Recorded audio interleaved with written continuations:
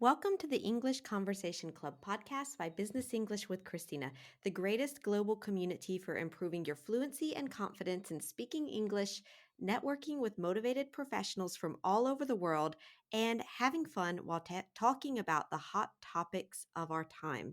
We hold 1 hour conversations on Zoom 7 times a week, Monday to Friday. Want to join the conversation?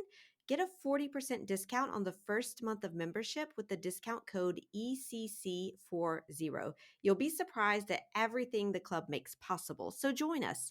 The link is in the notes for this episode. Now, let's dive into today's topic. How does society measure success? And is it fair? All right, today we're talking about how our society defines success and is that actually a fair measure?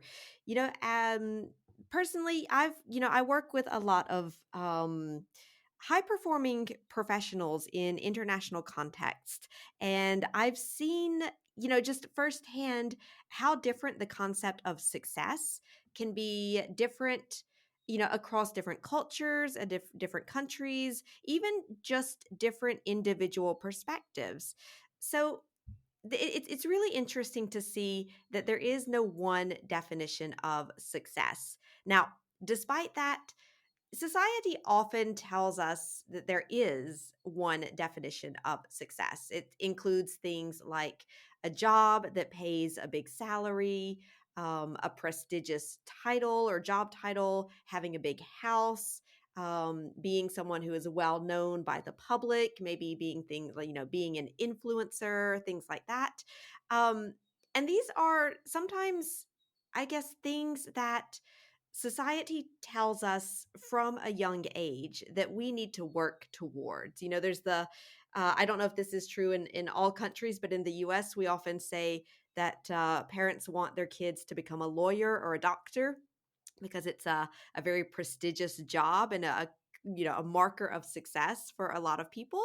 But maybe that's not true for everyone. And I think it's important that we sometimes take a step back and ask ourselves, you know, do these metrics really include for us personally what it means when we talk about being successful? And it's it's interesting because if you say that, okay, in order to be successful, I have to do all those things that society tells me, that can really put a lot of pressure on you.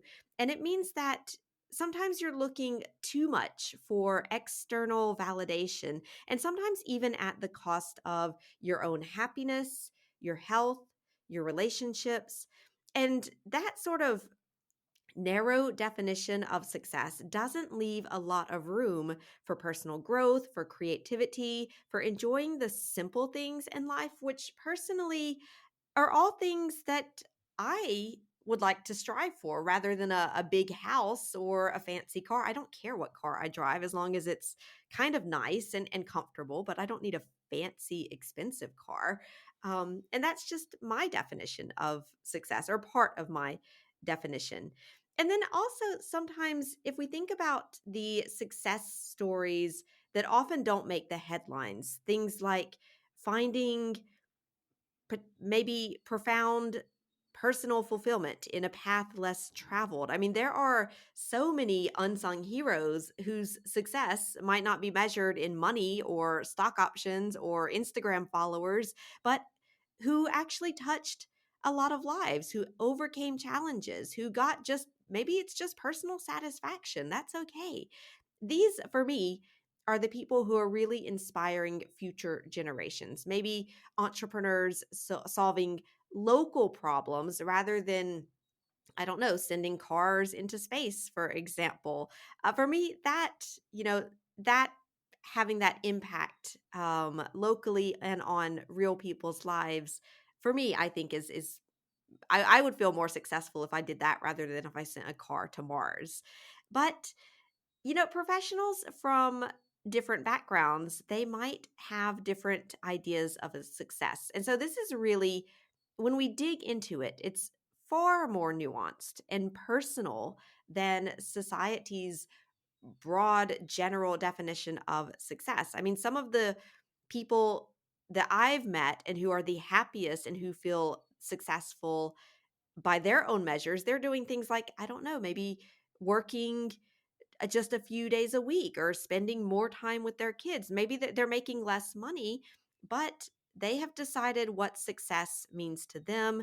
And then they have built up their life to have that specific type of success. And so I would invite you to contemplate what success means to you.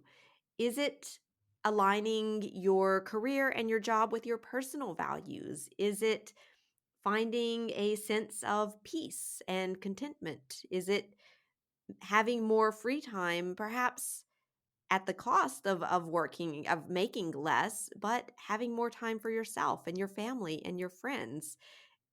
We all have our own definition of success. So, to finish, I'll leave with a little thought that success isn't a one size fits all concept. It's a personal journey. It's filled with learning, growth, and fulfillment. So, here's your question that you can discuss in the English Conversation Club. What does success mean to you? And how will you use that definition to define your life? All right, thank you for listening. But if you want to do more than just listen and you want to practice speaking, get more vocabulary, and have more confidence in English that you need for your career and your business, join us in the English Conversation Club. You get 40% off your first month with the code ECC40, and the link to join is in the podcast notes. This is Christina from Business English with Christina, and I will talk to you soon.